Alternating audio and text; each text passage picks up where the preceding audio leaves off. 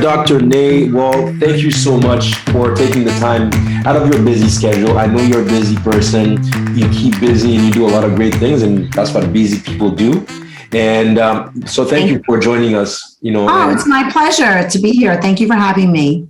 All right, perfect. And we like to go straight to the point here, and we want to start by telling people who you are, your professional background as an LMNT, and start from there. Sure. So, it's an interesting story because for many reasons, but I didn't go back to school to become an LMFT, right, until I was 39. Mm-hmm. So that's kind of late to go back to school. But I offer that to people because it's never too late.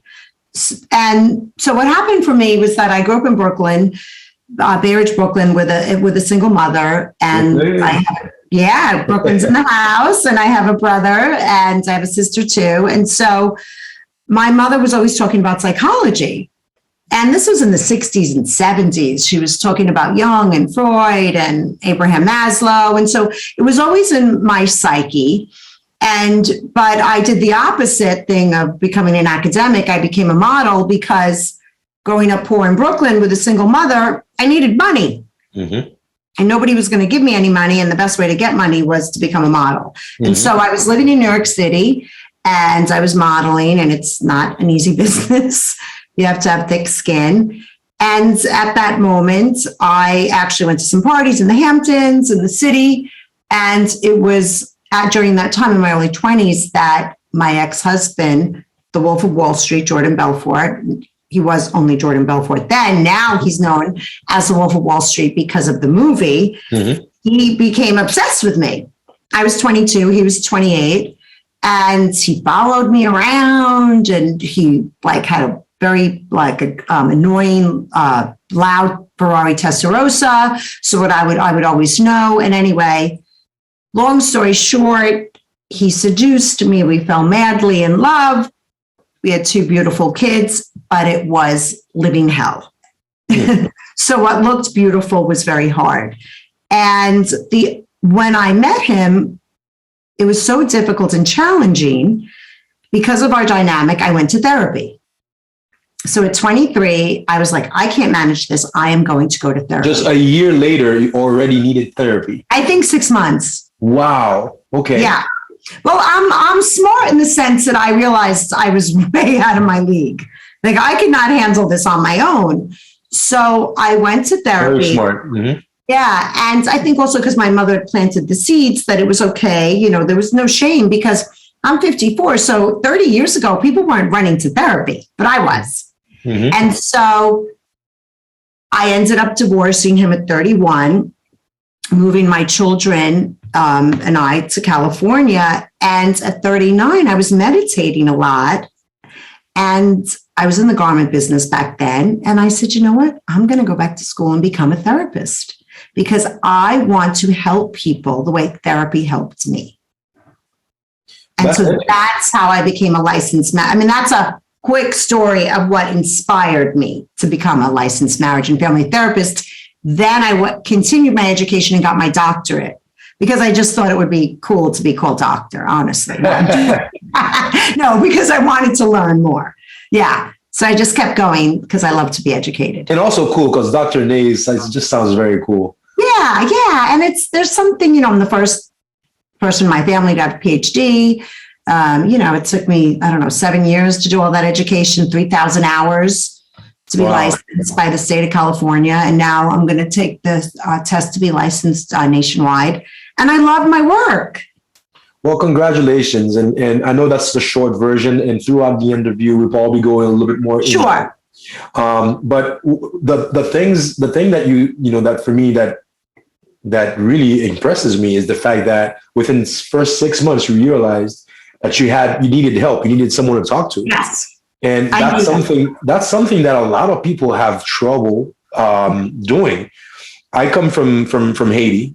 Yes. A very small country, very traditional in our ways. And we don't necessarily even accept mental illness or even the need of just to talk to someone for even the simplest things. Like it could be for business, it could be for stress, it could be for marriage, it could be for parenting, for anything. And that's so important to have those conversations.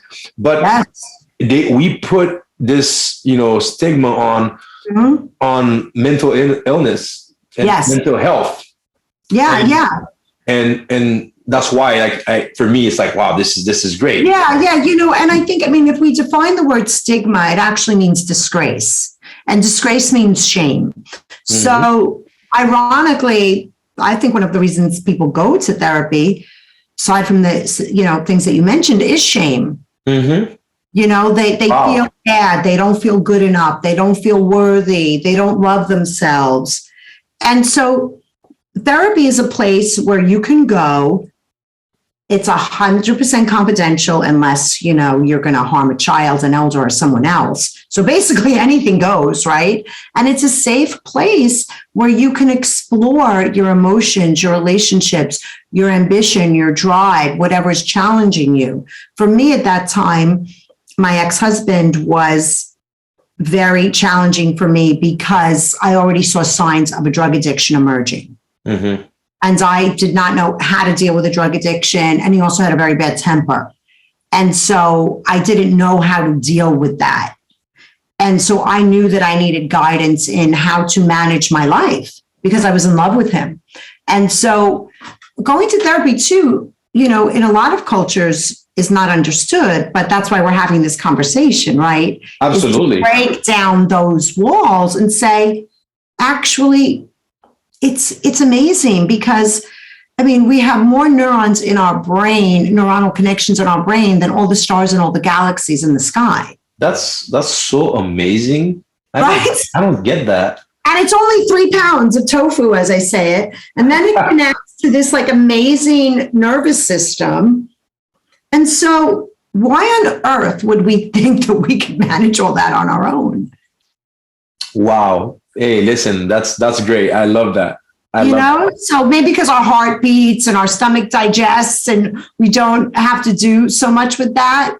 But we do have to be mindful about what we eat, how we move our body, what we put into our brain. And our brain and heart and body need support. And that's what therapy is. And therapy saved my life. So that's why I became a therapist. That sounds like a good T-shirt. Also, therapy saved my life. It just did. But there's something that you said caught my attention. You said that unless, so it's confidential. Unless, for example, you're going to harm a child or someone or yourself. Yes. Then that's a boundary that you are supposed to cross in that situation. Yes.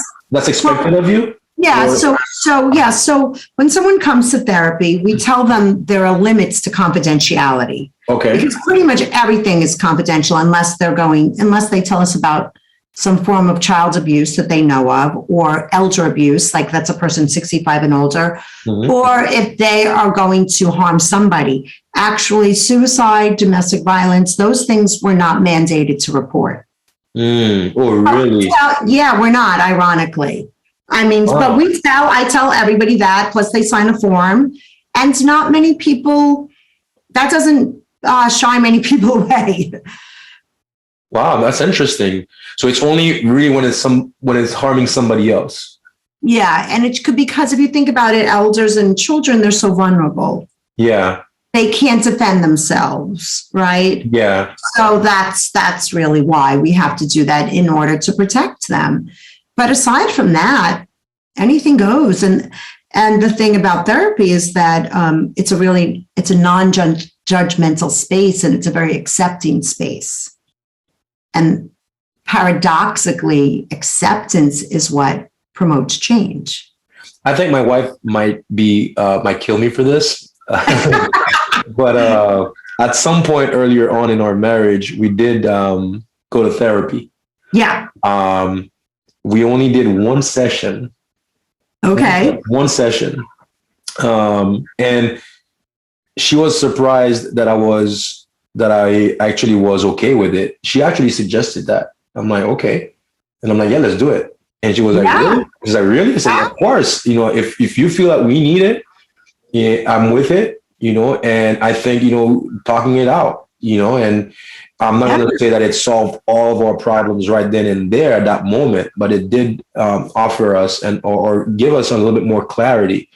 And we were able to talk it out after the fact. We're still working on those things. But the thing for me is that, and I know for for even you, even more, because that's your specialty. Yeah. It's a work in progress. It's a long-term thing. It's an everyday thing. It's an everyday thing. And, first of all, I just want to say good for you. Mm-hmm. I mean, like you said, coming from a cultural background that didn't really embrace it, right? You were open and flexible to give it a try and go. And I always tell my patients, they're like, well, oh my God, Dr. Nam, I'm still working on this. And I'm like, yeah, you'll stop working on it when you're dead. That's it. I mean, it might not be that issue, but it's a different issue, and it morphs into this issue, or life throws us challenges, right? I mean, therapy doesn't mean that your life is perfect. It just means that you build the resilience to deal with life's challenges. Yeah, exactly. As we've seen with COVID-19, I mean, it's where life will always throw us things. If we're living, we're human beings, but therapy gives us tools. And that's what therapy did for me. It connected me back to myself to make a strong enough decision to leave my ex-husband.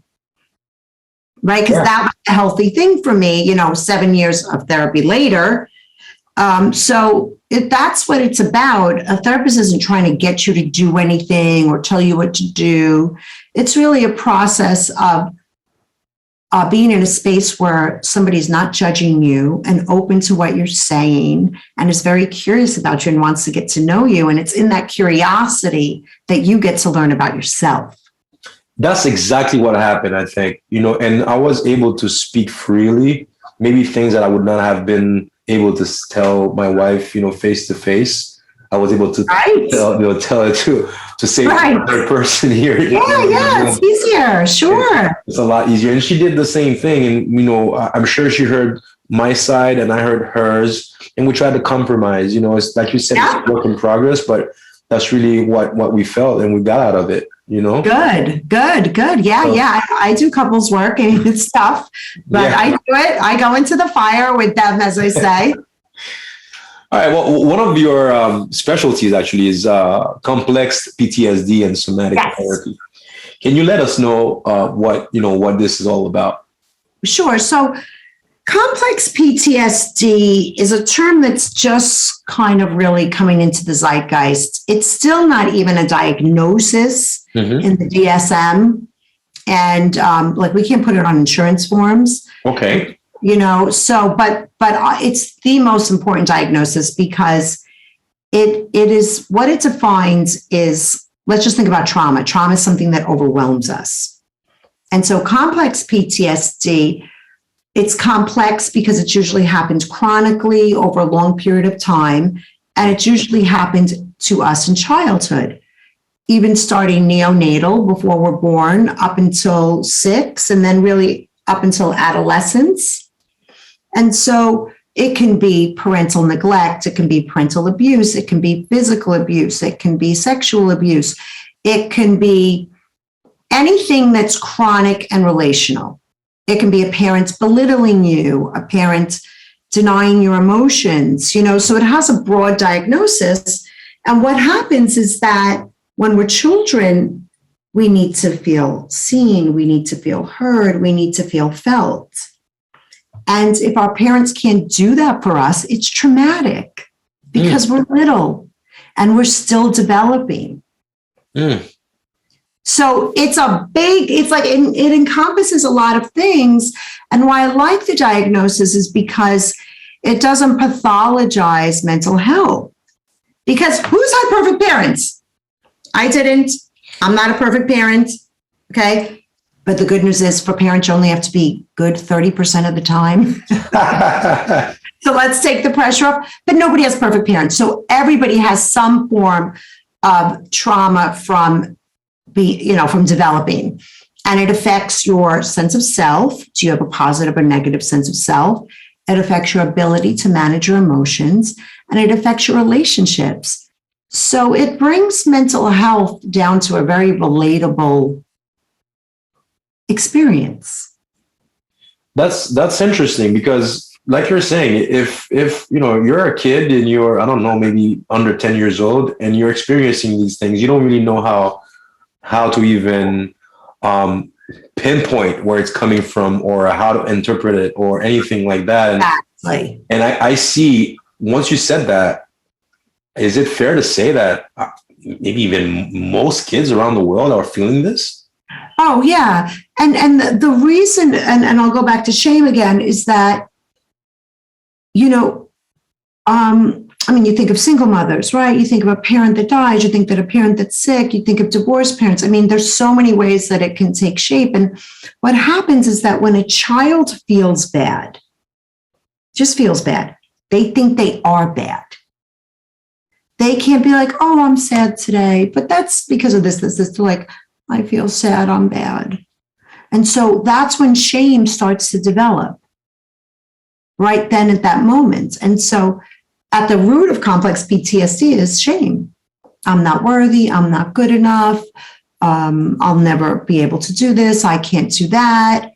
And so that's really the tragedy of it. Because if we know that, we can say to a child when they get in trouble, you know what, you did that and maybe that wasn't, your behavior wasn't appropriate, but you're good, you're okay. This is normal. This is what a 6-year-old does. Instead of being like, don't ever do that. Mm-hmm. You're punished. You're going to get a timeout. To a child, a timeout is like solitary confinement. Yeah. Right? And again, not to shame the parents, it's that we need education around it. Right? We go to school for reading, writing, math. Why don't we go and learn about social and emotional intelligence? That is such an amazing point. I go all the way to like almost needing a license to That's parent. What I was just going to say. We have to have a license to drive. Why not a license to do the most important job you will ever do? And actually, I want to say take job out. I always like to say the joy of parenting, not the job, even though I know it's a job. Mm-hmm. I have 5 kids. But why don't we help people be better parents? So that's a big part of my job, is teaching adults how to be parents. That's one of my passions. So for me, my parents probably will kill me for this if they ever listen to this podcast. That's why parents, you get a grace. It resonated with me because my parents were separated for 7 years when I was from 5 to 12, approximately. It might be 6 to 13, it might be 4 to 11, but around 5 to 12. And I know that it affected me a lot. I remember things that they're surprised that I remember, that they didn't know that I remember. My brother is younger than me, and not remembering maybe as much as I did was as I do. Yes. And until this day, I think about these things. But the beauty of the story, though, is that after 7 years, my dad actually, won his family back.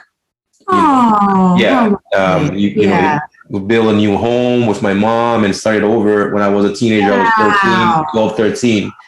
But I always struggled with my dad. I always struggled having that relationship with my dad. Yeah, because you were probably angry at him. I was, but I didn't know because obviously. But you didn't know because nobody said to you, how do you feel about that, Jeff? Yeah, here's another thing. So that's another thing about our culture. We don't really talk like that. Right. We don't talk about emotions. We don't talk about how we're feeling. We don't talk about how we deal with things. We don't talk about all that stuff. Now, This is not about shaming my parents at all, because I think I have amazing parents, and they didn't go to that school of parenting either. Those are the things that I actually have a background in psychology, maybe as a result. I wanted to learn a little bit more about the psychology of, of emotions, the psychology, of human interaction and all that stuff. Yes.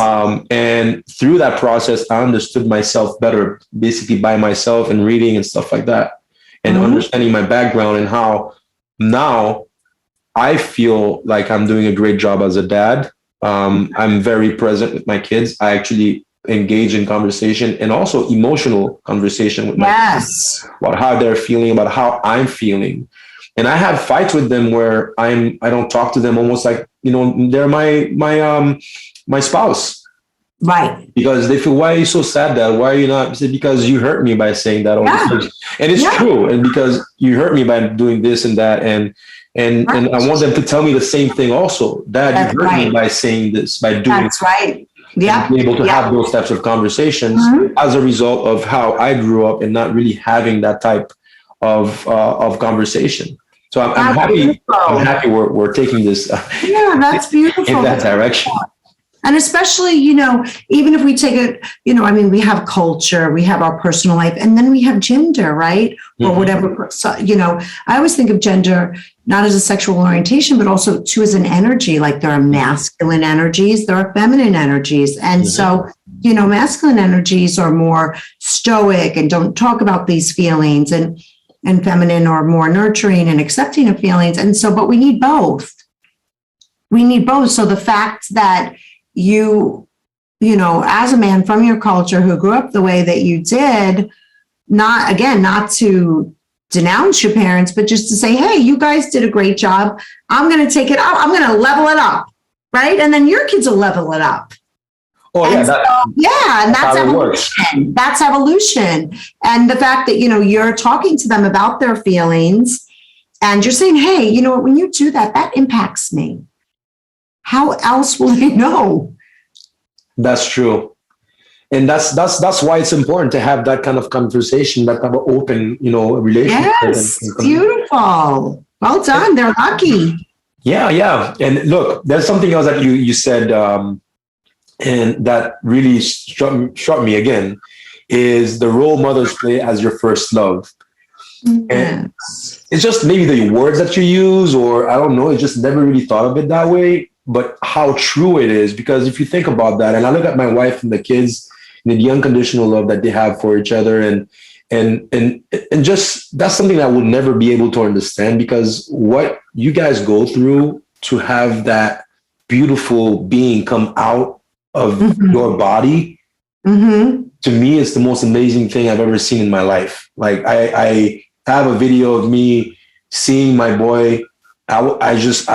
I didn't know where to put myself, and seeing how my wife, going through that pain, and then the minute that she touches the baby, that was the most beautiful moment in my life by far, And so when you said that, all those memories came back, and I'm like, obviously I can't remember that with my mom, but there's a way that my mom touches me. There's a way that my mom looks at me even today. And she did that like last week, actually 2 weeks ago, like the holding my hand and hugging me in a way, like you almost feel like there's nothing else around you.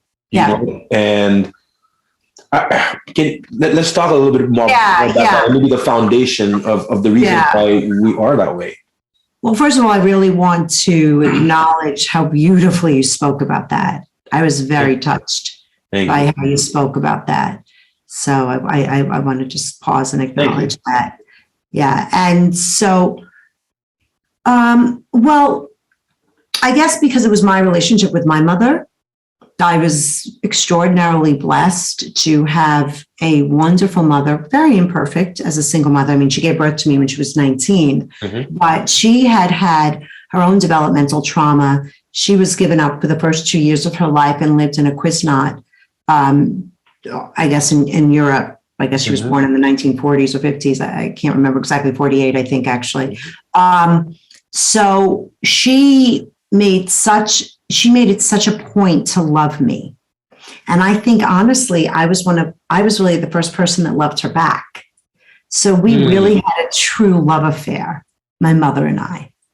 I mean, she's my mentor. She taught me everything. She taught me how to love. When you think about it, from the second a baby comes out, the mother is imprinting on that baby 1,000 times a day, the way the mother touches, coos, feels the baby, changes the diaper, feeds the baby, pats the baby. I mean, every single thing. I mean, they really get, and that's why I became a somatic psychotherapist, because verbal, we're not verbal till we're 18 months old. The left brain doesn't come online till we're 18 months old.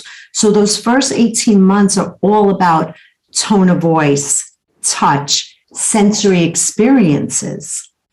And so a lot of times when people have developmental trauma earlier than when we can speak, that's why going into the body is so important. And I mean, I'll give you a prime example of this.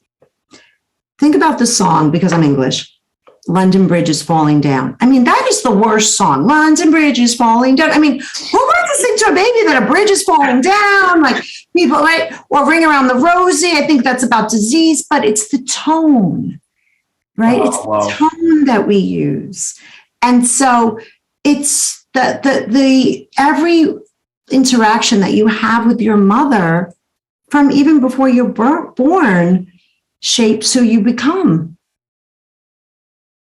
Wow. And I was just blessed. So what kind of advice do you have for parents that do work multiple jobs, that do have a lot of level of stress, and it's hard for them to cope with all of that while trying to parent, put food on the table, and trying to create an environment for their kids to grow up and be as normal as possible? Yeah. And that's a great question. And, I was raised by a single mother in Brooklyn. So, and she really was a great role model for me in that way, in that she of course, she was stressed out about money. I mean, when she left my father, he gave us no money, and we were on welfare. And so she had a lot of stress, but she really didn't take it out on us,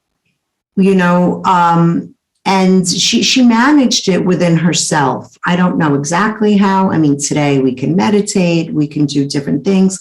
But here's the thing that I want to offer to parents is that it doesn't matter how much money you have, what car you drive. Kids don't care about that. I grew up in a small apartment in Brooklyn. I thought I lived in Taj Mahal, Because my mother, when I would feel something, my mother would sit there for hours with me and talk to me about it till I felt better. And so when you give your child time, you're letting them know you're worthy of my time. And time, as we know, is really the most valuable resource we have. Well, that's we don't know how long we're going to be here, right? And we're not here forever. So just simply, even when you're stressed out, of course, it's very stressful times. It's very hard times. Don't judge yourself. Have compassion for yourself. Say, you know what? I'm suffering. The world is suffering. Let me soothe myself and speak to myself kindly so that I can be there for my children. Pause, take a moment, and just notice them. What are they feeling? Oh, you can say to them, you're feeling sad. I used to say this to my daughter all the time. It's so hard being 5. She was like, it's so hard, Mommy. I don't want to go to school. And we would just sit there and hug. And giving your children the gift of conversation and interest and presence. And those are free. Those are free. They're free. And I know time is valuable. And I was saying, like, hurry up, get dressed, eat your cereal. We got to go to soccer. You got to do your homework, right? We get very task oriented as parents. I've been there. I've done it. Own it. However, if you can balance it with presence and, like I said before, the joy of parenting and really listening to your child and not putting onto them what you think they should be, but holding space for them to be who they are and what they're feeling. What they're feeling is actually one of the things that I wanted to talk to you about also, because a lot of times they might not know what they're feeling at that moment. They might not be able to express it. What are some of the signs that, that maybe a child is experiencing trauma for whatever reason? You might be, maybe they're, because what I'm noticing, especially in my daughter, nothing really goes by her. And she notices every single thing. So, for example, if I am abusive towards my wife, which I'm not, but if I were to be, for example, even let's say one time I explode for whatever reason, the stress is too much. Because you're human. And I do something or I say something in front of them, I'm sure that she will definitely see it, but might not be able to express her feelings towards that.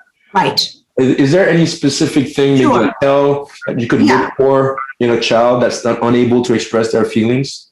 Yeah. So, I mean, a lot of times, especially when we're younger, and also as adults, I mean, the body doesn't lie. We can read the body. And even for children, because they don't always know what they're feeling. And so if you say, what are you feeling? They say, I don't know. Well, where do you feel it in your body? Oh, my throat feels tight. Oh, is that sadness? Or my chest feels tight. Maybe you feel shame or anxious. Or if if they have butterflies in their belly, they usually social anxiety, fear of rejection. Or if they feel angry, right? Because they start acting out. So you can start to, I have a saying called name it to tame it.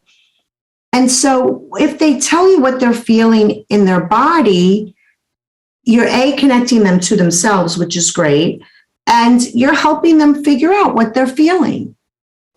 And again, that just takes time. So sadness, shame in the chest, social rejection it's not that difficult, right? Anger usually in the limbs, or fear if they want to run, right? Wow. And so let's not shame them, and let's say, oh yeah, that's hard to feel that.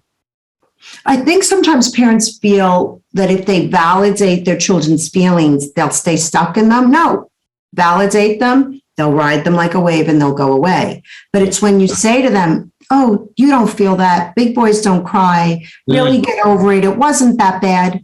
It wasn't that bad. You can't say that to a 6-year-old. I mean, I'm sure I've said it, right? But learn from me.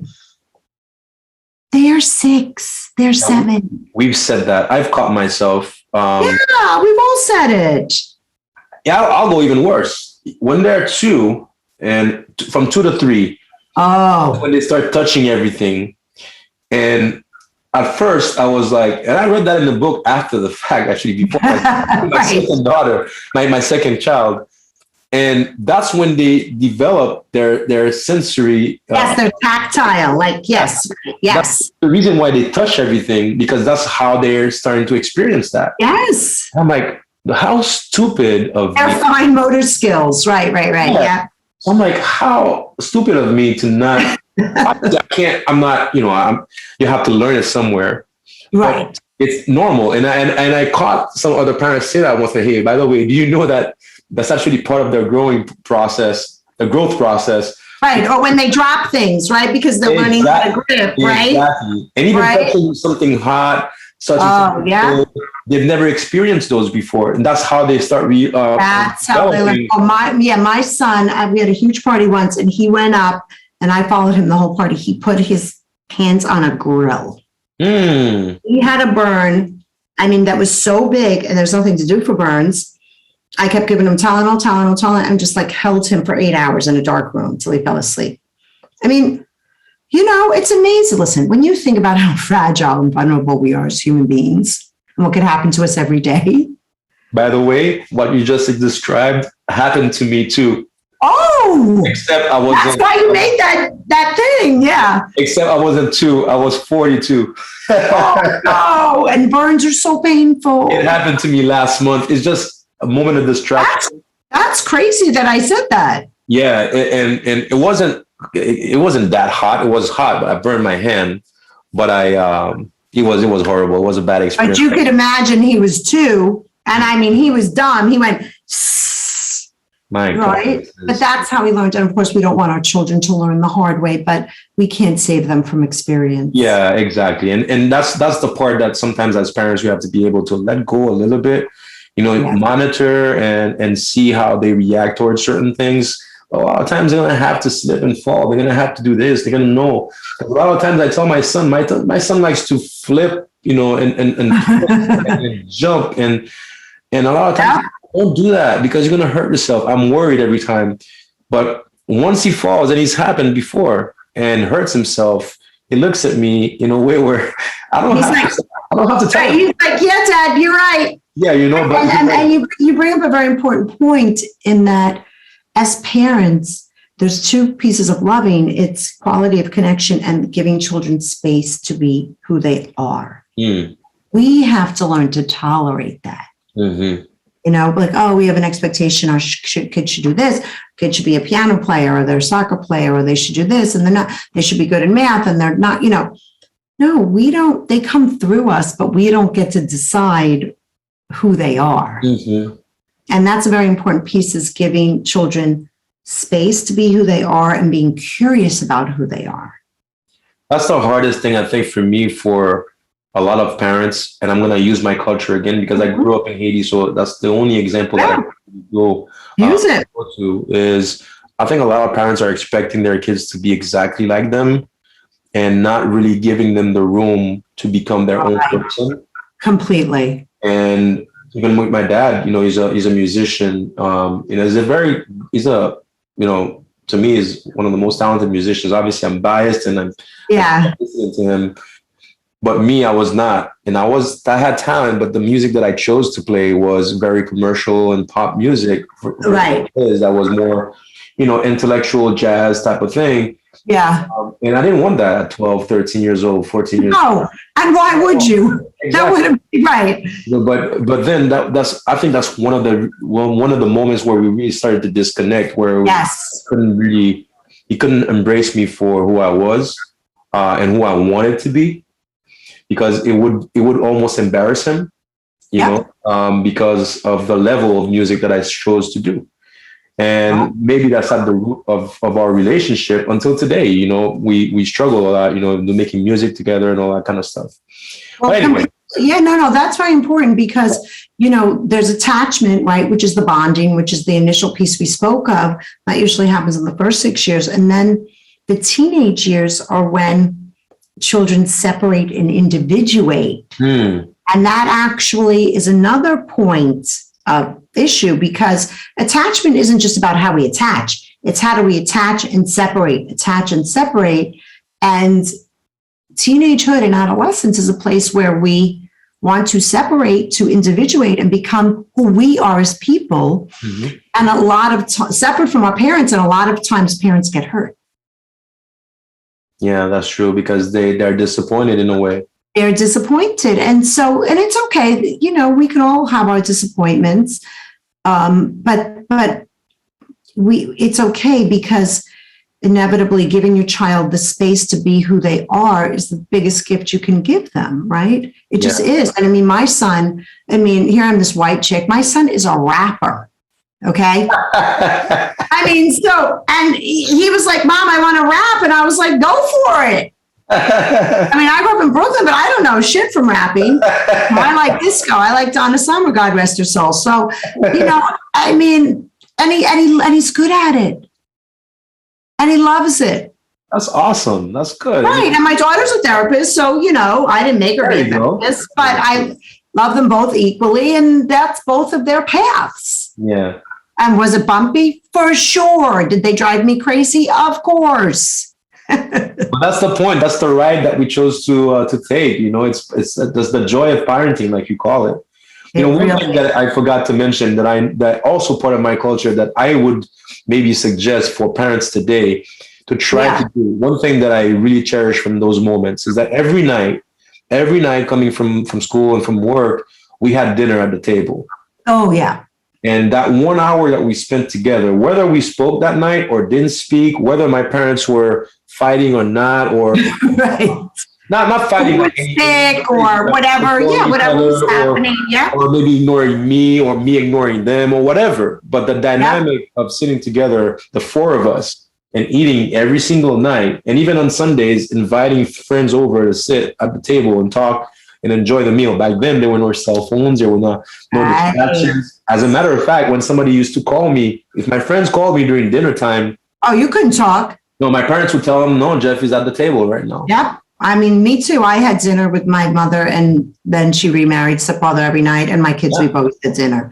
Yeah, that's important. That's a moment where maybe, I know it's very difficult. Maybe you can't do it every night for a lot of families, but as many times as possible throughout the week, to make it a point. Even me, I'm saying it now, I don't do it as often as I should. Even if you can't have dinner, have breakfast, right? Oh, breakfast we do. We do. It doesn't. It's a meal. I think it's a meal. It's a time of pause. It's a time of connection. It's a time of food, and it's really, it's important. It's really important, and you know what? We have to make the time for that again, because if we don't make time for children, we send them that message. Yeah. And so I know it's challenging and it doesn't have to be every night, but few nights, because trust me, they're going to leave. Yeah. You don't get to do it with them. But the time thing is what to me makes it, that's the most important thing. You could pay your way through a lot of different things, when I'm talking about parenthood, but you can't.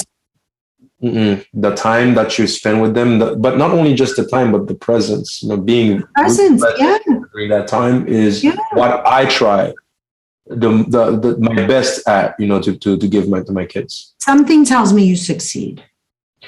Just your intention is there, right? The intention is there. Yeah. My kids, I travel a lot. I've been traveling a lot last year and starting again this year. And my son, one time, he was giving me a weird vibe. And I asked him, what's going on? He's like, well, you're traveling again, like tomorrow. Oh, I almost wanted to quit my job. Yeah. He was going to miss you, right? No, this one is 7. He was going to miss you, right? I thought you said he's going to be 2. Yeah, he's going to miss me. He's going to miss you. Yeah, and how beautiful is that, right? That he was like, hey, remember me? Yeah, I that's the part. But, I try to balance it out as much as possible. That's why a lot of my friends and family don't really get it when I want to stay home and I want to be around them. And I don't really go out that much. I only work and stay home, as much as I can. And once in a while, obviously you can go out and you can have a trip with the wife. You could do other things, that's important too. Of course. Try to stay as much as possible as you can, as much as you can around the kids. Yeah, and they're fun. They are. I mean, my kids are grown now. And, when I first met my second husband, we had 4 under 6 and we had a 13-year-old because he had 3 and I had 2. So we were modern day. Wow, nice. And I loved it. That's awesome. It was fun. I mean, it was total chaos. Yeah. But it was fun. And they all get along and they're good friends. And now they're having babies, right? So it's fun. We have a baby now. We have a 6-month-old. So that's our. Oh, wow. So you're really busy. That's our third. And she is the cherry on top. She's the glue. It was not planned. So when it happened at first, I was, I'm not going to use the word devastated because it was just a moment where it was not supposed to happen because of what we had planned. Right. But it turns out to be the biggest blessing. Isn't that? Yeah. Their kids are great. I mean, they're just, they make everything make sense. Yeah. Right? And I think about, my life with my ex-husband and how crazy it was. And people are like, what do you think? I'm like, I do it all over again for them. Wow. I do it all over. They're amazing. They're my best friends. My children are 28. My daughter Chandler, my son Carter, he's 26. And then I have stepdaughter who's 35 and another stepdaughter who's 28. I mean, they're my best friends.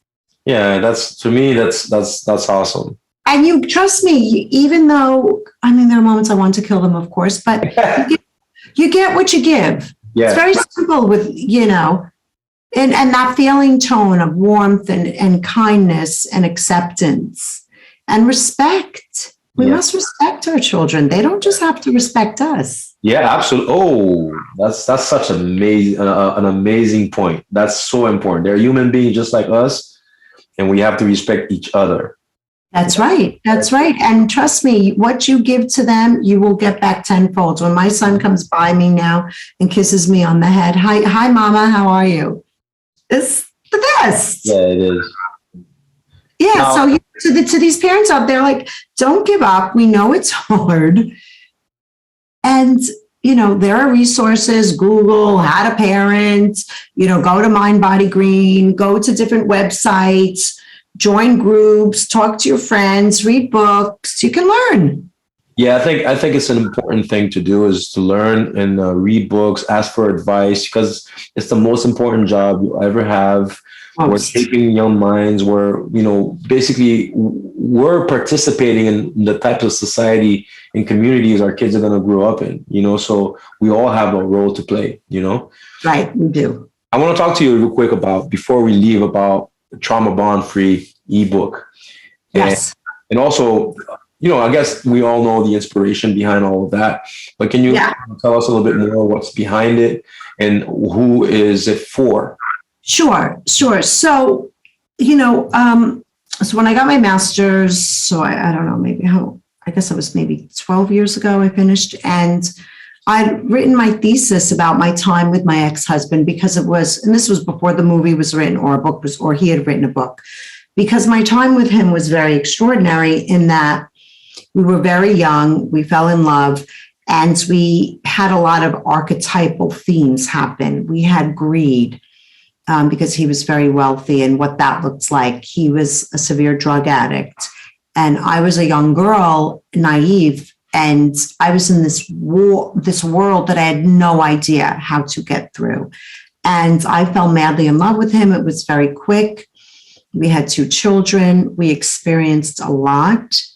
And when that happened, it was so traumatic. And I had never been through anything like that before because, as I explained, I didn't have a perfect childhood, but I had a kind of nice childhood. I grew up in Brooklyn.